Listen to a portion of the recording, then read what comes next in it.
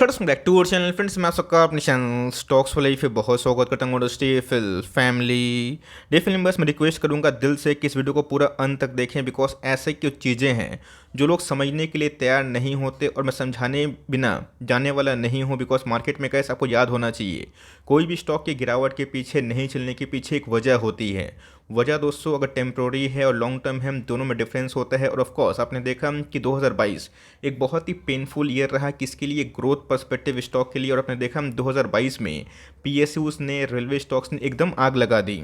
ध्यान होना चाहिए दोस्तों, बहुत लोग कंफ्यूज रहेंगे सर ऐसा हुआ कैसे, बड़ी से बड़ी कंपनी इवन निफ्टी इंडेक्स के स्टॉक्स ने परफॉर्म नहीं किया, ऑल्दो वैल्यूएशन थोड़े महंगे हैं, बट ऐसा कैसे हो गया कि पीएसयू में और रेलवे स्टॉक्स में और बहुत सारे स्टॉक्स बहुत ही अंडर वैल्यूड थे, अचानक रैली। तो ध्यान रखिएगा जब भी गाइस इंटरेस्ट रेट जो होता है ना ग्लोबली, अगर वो बहुत ही कंटिन्यूसली हाई होता है तो मार्केट में क्या है, जो सेफ हेवन मनी होता है ना, वो सीधा पीएसयू और लो पी स्टॉक पे जाते हैं जिनके अंदर वैल्यू हो, और हाई पी से थोड़े पैसे निकलते हैं। बट जैसे ही गैस मार्केट को ये अंदेशा होता है कि अब सब कुछ ठीक होने वाला है, वही पैसे दोस्तों लॉन्ग टर्म में ग्रोथ के पास ज़रूर जाते हैं। तो दोनों को ऑफकोर्स अब पोर्टफोलियो में रखना ज़रूरी समझे, लेकिन इसी बीच में ग्रोथ और वैल्यू में गैस काफ़ी डिफरेंसेस हैं, उसको मैं बहुत ही अनबायस्ड होके ज़रूर डिस्कस करने वाला हूँ। चैनल फर्स्ट टाइम होंगे सब्सक्राइब कर सकते हैं इस तरह क्वालिटी कंटेंट को सबसे पहले एक्सेस करने के लिए। Now without delaying any for time let's begin. आपको अच्छे से पता है कि मैं कोई भी स्टॉक को कवर करता हूं तो उसका पूरा एनालिसिस इंडस्ट्री के बारे में को बताता हूं, तभी दोस्तों हमें कन्विक्शन बिल्ड होता है। वरना आप कोई भी स्टॉक को ले लेंगे 50% डाउन हो जाएगा तो आप हज़ारों लोग से पूछेंगे करना क्या है। बट अगर आप स्टॉक को स्टडी करके लेते हैं, रिसर्च करके लेते हैं, तो आप उसमें कन्विंस्ड रहेंगे कि चलो ये प्रॉब्लम है, क्या सॉल्व हो सकता है या फिर नहीं हो सकता। मैंने क्या बताया दोस्तों, ग्रोथ स्टॉक भी आपके पास होने चाहिए और वैल्यू स्टॉक भी आपके पास होने चाहिए, लेकिन यस वो दोस्तों आप पे डिपेंड करता है कि आपकी हॉराइजन कितनी लंबी है, कितना लंबा आप खेल सकते हैं। तो ध्यान रखिएगा दोस्तों, ग्रोथ स्टॉक आपको सस्ते पी पे नहीं मिलेंगे। ग्रोथ स्टॉक दोस्तों जो होते हैं जनरली सिक्लिकल नहीं होते हैं, इसीलिए और बहुत ही हाइयर प्राइस टू अर्निंग पे ट्रेड करते हैं, हाइयर प्राइस टू बुक पे ट्रेड करते हैं, फास्टर अर्निंग ग्रोथ वो शो करते हैं। और रही बात दोस्तों, डिविडेंड ना के बराबर देते हैं, इसका मतलब कि तेज़ी से पैसे बनते हैं, बट दोस्तों रिस्क भी इवॉल्व होते हैं। ध्यान रखिएगा, अगर आपको रिस्क नहीं लेना है तो गो विद वैल्यू स्टॉक। लेकिन मैंने क्या बताया दोस्तों कि इक्विटी मार्केट में हम लोग इसलिए आते हैं बिकॉज हम लोग रिस्क को हेज कर पाएँ और सही से पोर्टफोलियो बनाएं। वैल्यू स्टॉक की दोस्तों जिस हिसाब से काबिलियत होती है, एक ख़राब पॉइंट ऑफ व्यू ये है कि बहुत पैसे नहीं बनते बिकॉज उनमें हमें स्लोअर अर्निंग ग्रोथ दिखाई पड़ती है। और लॉन्ग टर्म में हमेशा गए जो वैल्यू स्टॉक को छोड़ के ग्रोथ स्टॉक बहुत पैसे बनाते हैं। तो अगर आपकी एज श्रेणी बहुत ही कम है, 30 के नीचे हैं, 35 के नीचे हैं, मार्केट को 20 साल आप टाइम दे सकते हैं, तो हमेशा गैस ग्रोथ स्टॉक के संग जाइए। लेकिन ये ऐसा कि आपकी एज श्रेणी बहुत ही ज़्यादा है, 50 के ऊपर है, 60 के ऊपर है, तो मैक्सिमम दोस्तों मैं आपको यही सलाह देता हूँ कि वैल्यू स्टॉक को आप आराम से पोर्टफोलियो में कुछ ज़्यादा वेटेज दे सकते हैं। सो इंडियन इक्विटी मार्केट की बात की जाए, कैसे हमें 14 से लेके 22 तक समीकरण देखने को मिलता है। सबसे पहले गैस ब्लू कलर की जो लाइन है ये ग्रोथ वाली हमें दिखाई पड़ती है, और जो नीचे ऑरेंज कलर की लाइन है ये हमें वैल्यू वाली स्टॉक दिखाई पड़ती है। ध्यान रखिए दोस्तों, वैल्यू वाले स्टॉक बहुत ही कम गिरते हैं, लेकिन जनरली ग्रोथ वाले स्टॉक लॉन्ग टर्म में मैसिव पैसा छाप के देते हैं। डिफरेंसेस की बात की जाए बहुत ज़्यादा हाई होता है, बट मैंने क्या बताया ऐसा नहीं है कि कोई भी स्टॉक को 300, 500, 600, 1000 के पी पे खरीद लेना है। अगर मार्केट लीडर है, लीडरशिप एक्टिविटी है, मोनोपोली कंपनी, तो मान के चलिए कि हम लोग 50, 70, 80, 100 का पी, 120 का पी दे देंगे। लेकिन यस उनके बिजनेस सस्टेनेबल होने चाहिए, बिजनेस का सस्टेनेबल होंगे, हाई पी भी कमांड कर सकता है और करता रहता है। इसी बीच में गैस निफ्टी के बहुत सारे मल्टीबैगर 14 से 22 तक 8 साल की श्रेणी में गैस बहुत ही अच्छे पैसे बना के ज़रूर दिए हैं। चलिए मैंने आपको दोनों डिफरेंस बता दिया, अब डिपेंड आप पे करता है कि आप किसको चूज़ करेंगे। अब दोस्तों मुद्दा पे आते हैं, अब स्टॉक पे आते हैं और उसकी इंडस्ट्री पे आते हैं, तब जाकर दोस्तों कन्विक्शन बिल्ड होगा। कन्विक्शन के बिना कुछ काम नहीं आने वाला है। आप जितना भी हाथ पाँव मार ले, आपको अच्छे से पता है कैसे घर नहीं बिकेंगे, ना पेंट बिकेगा, ना टाइल्स बिकेगा, ना मार्बल बिकेंगे, ना जो होम डेकोरेटिव सामान है वो बिकेंगे। बिकॉज घर बिकना दोस्तों इकोनॉमी के लिए सबसे बड़ी बात होती है। बट प्रॉब्लम क्या हुआ है, हाई ब्याज दर से गैस घरों की जो रफ्तार है उसमें हमें थोड़ी सी ढील होते हुए देखने को मिल रही है। पूरे वर्ल्ड में गैस इंटरेस्ट रेट काफ़ी महंगे हो चुके हैं, और ये माना जा रहा है कि 2023 में भी जो हाई इंटरेस्ट रेट हैं ये चलने वाला है। तो क्या उसके बाद कटौती नहीं होगी? ऑफकोर्स होगी दोस्तों। 4 बेसिस पॉइंट से आरबीआई ने अभी के टाइम में 6.25% के आसपास रेपो रेट हाई कर दिया, मतलब 225 बेसिस पॉइंट के आसपास। हमें पिछले एक साल से इतना हाइयर जो ब्याज दर है वो दिखाई पड़ रहा है। तो इसका इम्पैक्ट कहाँ पे आएगा? हाउसिंग लोन महंगे होंगे तो लोग थोड़ा डिले करेंगे, बट क्या हमेशा से हाउसिंग लोन इतना महंगे रहेंगे? इसका आंसर नहीं है।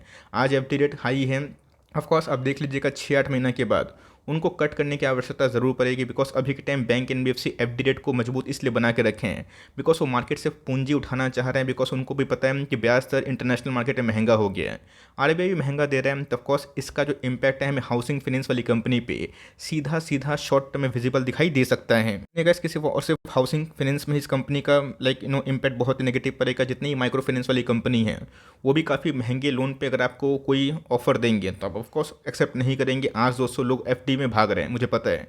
बहुत लोग से मेरी बात होती है तो बहुत लोग सीधा 8%, 7.75% के आसपास जो एफ रेट मिल रहा है, इवन तो माइक्रो फाइनेंस के बहुत सारे बैंक ने तो अभी के टाइम 8% के आसपास ब्याज दर रख दिया है। प्रॉब्लम क्या हुआ कि कोविड के टाइम दोस्तों एफ रेट 4.5 से लेकर 5% के आसपास था। उस समय ब्याज दर बहुत ही सस्ता था, बट ब्याज दर जैसे ही महंगा हो गया तो अभी के टाइम जो रुझान है वो चेंज होते हुए देखने को मिल रहा है। बट ये पूरा हद तक हमें इक्विटी मार्केट में नॉर्मल बात दिखाई पड़ती है, बट उसके बावजूद भी अगर आप देखें तो जो डिमांड है दोस्तों हाउसिंग फाइनेंस को लेके ये बहुत एक्सट्रीम पे जाते हुए देखने को मिल रही है। जहाँ पे कोविड के पहले जो डिमांड था वो हमें इमर्ज होता हुआ देखने को मिल रहा है। लेकिन दोस्तों को अच्छे से पता है कि रेट हाइक का मतलब क्या होता है पीछे से, कि डिमांड तोड़ना है, इन्फ्लेशन को कंट्रोल में लाना। तो इसी बीच में कैसा को पता है कि आरबीआई ने बहुत मेजर लिए थे। उसमें एक वर्मा साहब है जिन्होंने बताया था कि आने वाले टाइम में वो मॉनेटरी पॉलिसी में रेट हाइक को सपोर्ट नहीं करते हैं, इसलिए उनके फेवर में उन्होंने वोट नहीं दिया। Because excessive rate hike monetary policy भी देश के लिए अच्छी बात नहीं, और खासकर गाइस इंडिया जैसे इमर्जिंग कंट्री को तो इसका भुगतान लॉन्ग टर्म में बहुत ही नेगेटिव पड़ता है। गैस एक ऐसा स्टॉक है जो प्री कोविड लेवल के पहले का हाई था उसी पे ही ट्रेड कर रहा है। इसी के बीच में गैस मुझे याद है कि फेब के महीने में बजट आया था, और बजट वाले दिन गैस इस कंपनी ने लाइफ टाइम हाई को अचीव किया था। बिकॉज वहाँ पे एफएम ने इस इंडस्ट्री को लेके कुछ ऐसी बात कही थी जहाँ मार्केट में गैस इस स्टॉक को लेके अच्छी खासी तेजी हमें कंटिन्यू होते हुए दिखाई दी थी। आपको पता है दोस्तों उसके जस्ट महीने में ही हमें क्या दिखाई पड़ा, रशिया यूक्रेन का मैटर गैस फेब से स्टार्ट हो गया। उसके बाद धीरे धीरे ग्लोबल मंदी, slow down, interest rate continuously high होना। तो ऑफकोर्स गाइस ये धीरे धीरे जो न्यूज़ हमें देखने को मिली जहाँ पे इन सब स्टॉक्स में अच्छी खासी फॉल विटनेस होते हुए दिखाई ज़रूर दी है। वाइट डे की बात की जाए 30% डाउन है।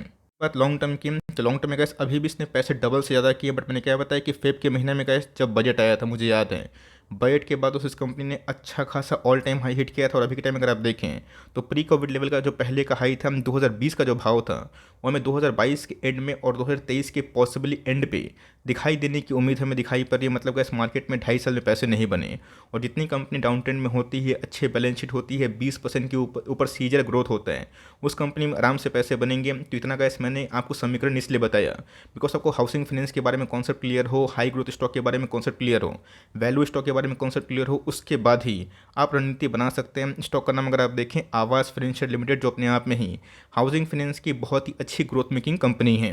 तो प्राइस फॉल से हमें क्या फ़ायदा हो रहा है, हमें गैस स्टॉक सस्ते भाव मिल रहे हैं। सिर्फ ऐसा नहीं कि प्राइस गिर गया तो बहुत सस्ता हो गया, वैल्यूएशन भी गैस बहुत ही अभी के टाइम में अति उत्तम लेवल पे आते हुए देखने को मिल रहा है। 36 के आसपास प्राइस ट्रेडिंग, एक समय गैस 70 के आसपास भी था। ऑल टाइम हाई से अगर आप देखें आधा करेक्शन हमें देखने को मिल रहा है, मिड कैप है तो ग्रोथ होगा तो रिस्क भी है। मैंने क्या बताया गैस कि मिड कैप स्मॉल कैप में पैसे नहीं बने तो हाई प्रोबेबिलिटी है कि 23 में और 24 में ये सब कंपनी में उछाल आएगी। बीच में कैसे हमें देखना है कि कंपनी के आरओई कैसे, आपको जनरली पता है जितने भी हाउसिंग फाइनेंस और एनबीएफसी कंपनी होती है उनके आरओई थोड़ा कम होते हैं। तो ऑफकोर्स बहुत ही स्ट्रॉन्ग बैलेंस शीट वाली कंपनी बजाज फाइनेंस है, जिनके इतने back to back strong quarter numbers के बावजूद भी अभी के टाइम दोस्तों वो ऑल टाइम हाई से 20% डाउन है। 14 साल में गैस बजाज फाइनेंस ने ये फर्स्ट टाइम बेंचमार्क को आउट परफॉर्म नहीं किया। तो सारे के सारे गैस एनबीएफसी के लिए खतरे की घंटी है। बट मेरा ऐसा मानना है गैस ये फीस अगर आप झेल लेंगे तो ही दोस्तों आप जो 5% के आसपास जो विनर कैटेगरी होते हैं, जो स्टॉक को सस्ते भाव पे उठाते हैं और उनको कन्विक्शन रहता है कि लॉन्ग टर्म में हमारा भाव आएगा, कंपनी ग्रोथ करेगी। शॉर्ट टर्म में ये सब नाटक के वजह से स्टॉक गिरा है, बट लॉन्ग टर्म में कंपनी के अंदर पोटेंशियल है, तो आप कभी भी दिक्कत का सामना नहीं करेंगे। समय की बात की जाए तो कंपनी का 15 की बात की जाए, 16 की बात की जाए, 17 की बात की जाए, रेवेन्यू मात्र 100 करोड़ के आसपास आप देख सकते हैं। उसके बाद उसको कंपनी ने ट्रिमेंडस ग्रोथ करके सबको चौंकाया, 100 करोड़ के आसपास रेवेन्यू से गैस अभी के टाइम कंपनी अच्छा खासा रेवेन्यू कंट्रीब्यूट कर रही है। और प्रॉफिटेबिलिटी की बात की जाए 19 से 33, 57, 93, 176 दिखाई पड़ रहे हैं। तो अगर आप देखें टीटीएम में जो जनवरी से काउंट होते हैं तो देखिएगा इसमें 7 से 8 सालों में ही इस कंपनी ने 100 करोड़ के आसपास रेवेन्यू से 1400 करोड़ के आसपास रेवेन्यू इसको विटनेस कर दिए हैं। 2020 के बाद उस कंपनी ने बहुत ही अच्छा कम बैक किया।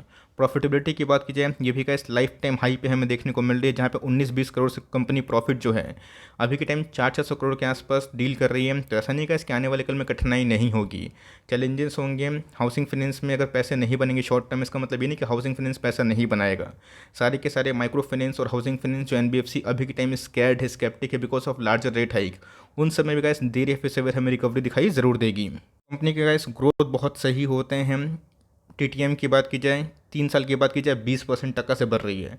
तो और क्या चाहिए गाइस, मिड कैप में 20-25% बहुत ही बड़ी बात मानी जाती है। प्रॉफिटेबिलिटी की बात की जाए ये भी गिरे तो ज़रूर है, बट ये भी गाइस 20-25% के आसपास वो कंपनी ने गाइस पिछले 10 साल से अपने आरओई को बहुत ही मजबूत और कंसिस्टेंट रखा है। बात प्रमोटर होल्डिंग की, आप समझ सकते हैं कि एक समय बहुत ही हाई प्रमोटर होल्डिंग थी, बट उसके बाद गाइस प्रमोटर ने अपने स्टेक को थोड़ा ऑफलोड किया। 40% के आसपास प्रमोटर की होल्डिंग है।